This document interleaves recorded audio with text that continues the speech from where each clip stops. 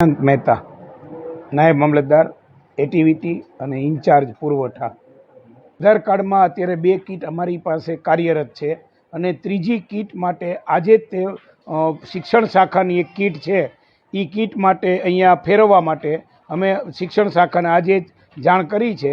એટલે આજે સાંજ સુધીમાં અથવા તો કાલેથી એ કીટ અહીંયા કાર્યરત થઈ જશે। એટલે અમારી કચેરીમાં 3 કીટથી આધાર કાર્ડની કામગીરી શરૂ થશે।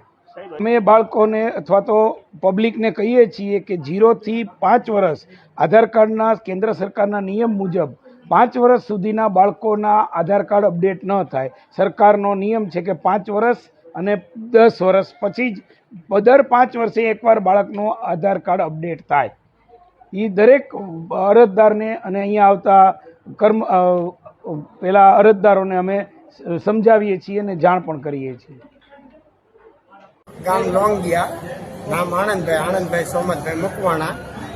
2 મહિના તો ધક્કા ખાવ છું, બરાબર। તો નંબરનો સુધારો કરવાનો છે ખાલી મારે, હજી કંઈ નથી।